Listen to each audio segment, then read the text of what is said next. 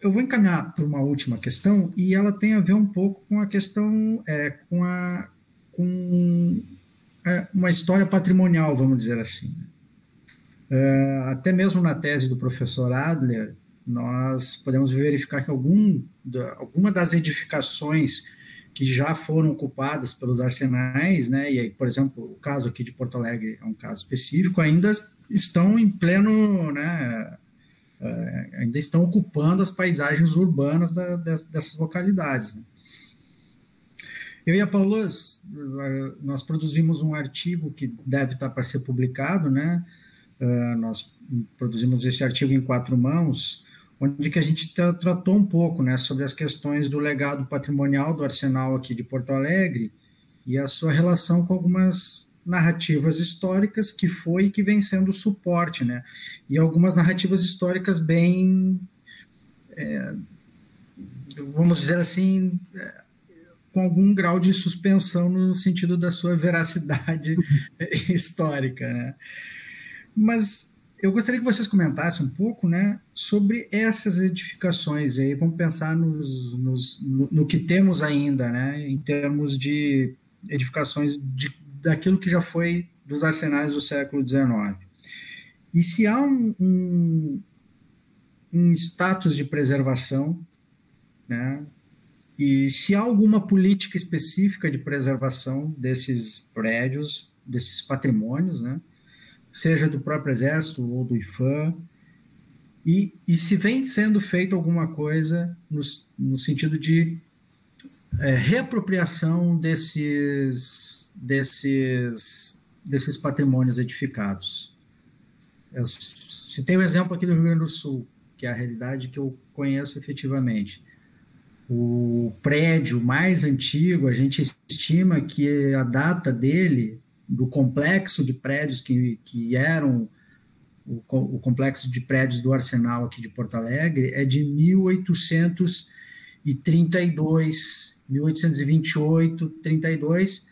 E isso é uma estimativa que nós temos em função de uma possível querela que envolvia a Igreja das Dores, que é a Irmandade das Dores, que é a igreja que é até hoje localizada ao lado do Arsenal, né, que envolvia uma questão de terreno e disputa de terreno.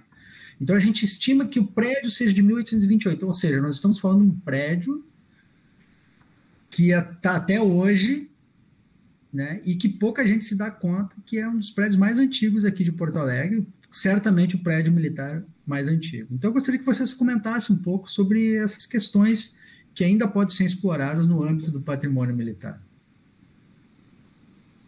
Bom, eu acho que tem várias questões relacionadas aos prédios. A primeira que eu vejo assim, que é muito mal explorada é a questão que são prédios de manufaturas. Né? São as primeiras manufaturas que havia então, nas cidades. Você, no caso do Museu Militar do Comando Militar do Sul ou do Museu Histórico Nacional, você não vê no próprio prédio uma referência a esse passado, que é o relacionado ao trabalho. Né? E é uma coisa muito interessante. Eu acho que atrai, é muito mais comum a pessoa ter um pai, um avô operário, do que ter um pai ou avô general. Né? E esse passado que permite fazer uma ligação com as nossas origens é praticamente ignorado. Você não, por exemplo, você não vê no caso do museu lá do Sul uma bancada de um operário. Poderia ser uma parte de uma exposição, mostrar como é que era uma bancada por exemplo, de um espingardeiro. Né? Você tem informações documentais para montar uma museografia sobre isso e é capaz de até no Arsenal General Câmara ter as ferramentas originais para poder fazer essa museografia.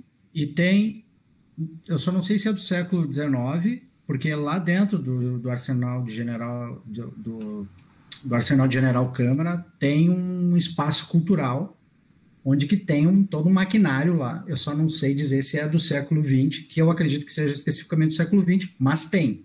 Ou seja, dá para fazer essa museografia com certeza. Uhum. E é uma ligação que da história do prédio. Aquele prédio não foi feito para ser museu, foi feito para ser arsenal, para ser feito uma manufatura. Né? Essa história vocês podem contar, mas a pessoa não vê. Né?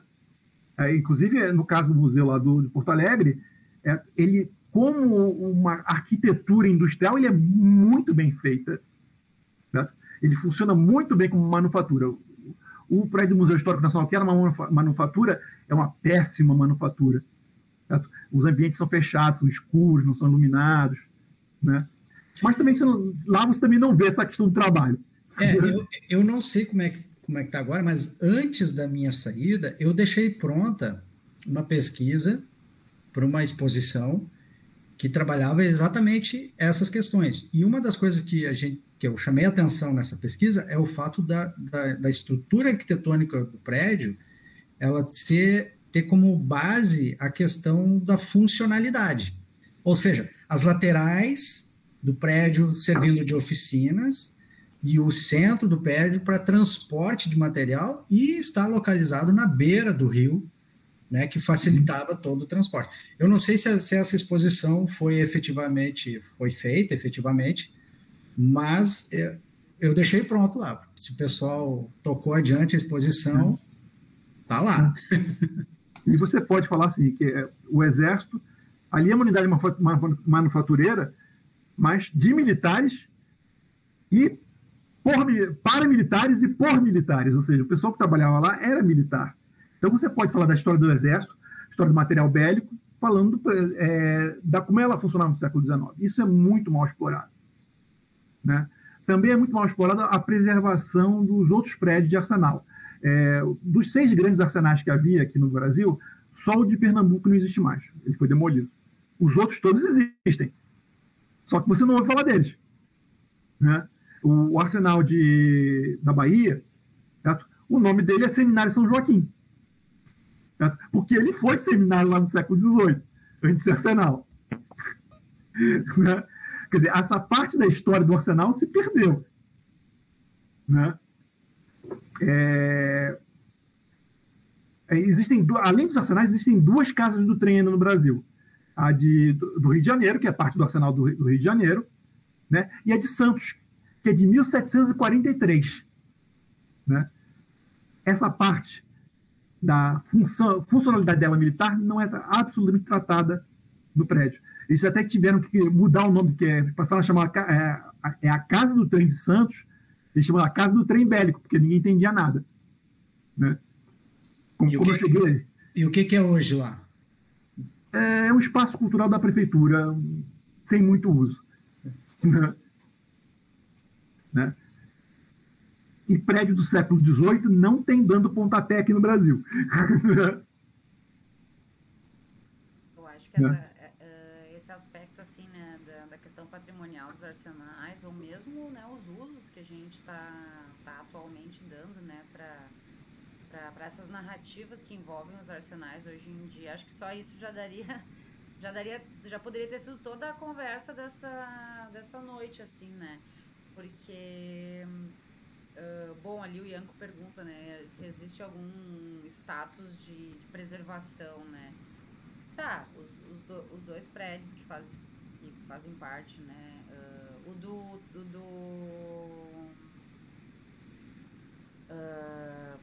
Um é uma organização militar, outra, né, questões administrativas, e o outro é um museu, né? Então a gente, de alguma forma, não existe um status de preservação no sentido, né, institucionalizado. Bom, estamos fazendo algo aqui para manter, mas de alguma forma tu tem uma instituição de memória num desses locais e tu não usar o próprio prédio como um objeto museal é um desperdício, né? Assim, digamos. Então, eu espero muito que, mesmo com a saída do Ianco, eles tenham dado continuidade, né? Uma exposição que vai explorar justamente o que foi o arsenal, não só nesse âmbito militar, do tipo, veio o imperador Dom Pedro aqui nesse prédio, essas coisas que, ao fim e ao cabo, não fazem a menor diferença, né? Assim, se esse homem pisou aqui ou não pisou aqui, mas sim justamente isso que tu estava colocando, né, Adler? Bom, isso aqui foi o primeiro local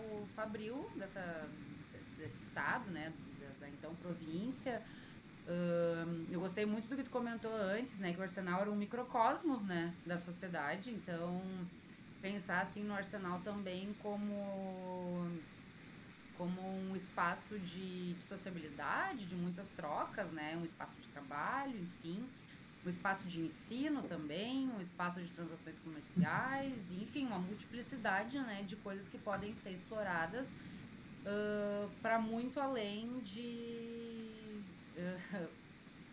né, inclusive essa é uma coisa que a gente buscou discutir assim, né, no artigo esse que o Ian comentou que está para ser publicado.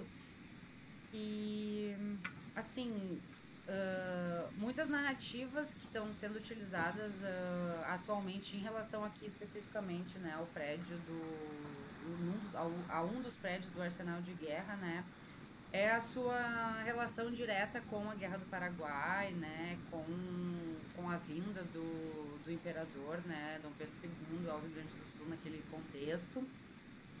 E assim, discursos que não estão necessariamente preocupados com um mínimo de comprovação em fontes. Bom, aquela coisa que a gente já está acostumado para quem, né, trabalha com isso, assim. Mas, então, acredito que isso, né? Falta muito explorar essa vertente, para mim, em duas vertentes, né? Essa que tu colocou, né? Da questão do trabalho e de como esse espaço, né? Foi o início, assim, dessa pré-indústria, como tu mesmo coloca. E a ideia de que o Arsenal foi esse local complexo que muitos âmbitos da sociedade se relacionaram, se utilizaram da instituição, né? Então, acho que, nesse sentido, esses prédios, principalmente os que já são espaços culturais, têm a obrigação, né, de explorar esses aspectos, né? Eu só queria fazer um complemento que a Paola comentou, né, referente. Claro que quando tem uma organização militar que está ocupando o prédio, não necessariamente há uma preservação no sentido que nós entendemos, né, de uma exploração, questão patrimonial e tal. Por outro lado, eu lembro que, e às vezes as pessoas se esquecem que basta a decisão, por vezes, de uma pessoa, um prédio desses pode não existir mais. E foi o caso do prédio do atual Museu Militar do Comando Militar do Sul, e isso foi admitido pelo próprio comandante da região militar da época, que ele quase foi vendido. Ou seja, havia toda uma vontade de se vender o terreno, porque é uma área nobre aqui de Porto Alegre. E esse terreno seria para a construção de um supermercado. Eu não consigo imaginar ali um supermercado. De qualquer maneira, a possibilidade da instalação do museu naquele espaço, de alguma forma, fez com que essa visão ela fosse um pouco freada. Mas o que eu quero chamar a atenção é que não é um supermercado ali por um pequeno detalhe. E hoje nós não teríamos nenhuma referência material sobre isso que nós estamos conversando aqui. Obviamente que teriam os outros prédios, né, digamos assim, os primeiros prédios do Arsenal, que depois teve ampliação em 1851, quando teve a construção da fachada ali que dá de frente à Rua dos Andradas. Mas, de qualquer maneira, esse anexo, vamos dizer assim, do Arsenal, que foi construído em meio ao contexto de guerra, e aí a Paola explora muito bem isso, né? Quer dizer, ele foi construído não por causa da guerra, como defende a Paola, mas apesar da guerra, né? Então, às vezes é vendida uma imagem de que não, o exército precisava ampliar para dar maior suporte às tropas em guerra e tal, mas, pelo contrário, os reclamos, né, sobre a necessidade de ampliar o arsenal já vinha desde a década de 50, né, e a gente mostra um pouco isso no artigo. Então, esse espaço necessariamente não existiria, e nós estaríamos aqui falando em suposições e talvez pensando em questões de imagens que, de alguma forma, teriam sobrevivido à época. Então, é uma questão muito sensível, né? E que, de fato, eu acho que precisa, sim, né? todos esses pontos que vocês falaram. E, claro, essa questão de uma pré-indústria, vamos dizer assim, né, do Brasil, que ainda necessariamente, né, aqui vocês já falaram a questão das redes entre os arsenais, da questão das trajetórias de pessoas que viveram às custas dos arsenais, que construíram famílias às custas dos arsenais, todo um processo de apoio para o combate, mais especificamente tratando da dissertação da Paola, tudo que envolveu, né, as comunicações entre o arsenal e os depósitos aqui no Rio Grande do Sul. Enfim, são questões, né, e eu acho que, por isso que eu não vou fazer a pergunta que quais as possibilidades de pesquisa em aberto, a não ser que vocês queiram falar mais alguma coisa referente a isso que não foi falado, mas eu acredito que muitas coisas já surgiram para quem está pensando em criar algum projeto de pesquisa referente a esse tema. Tem muito assunto para ser trabalhado,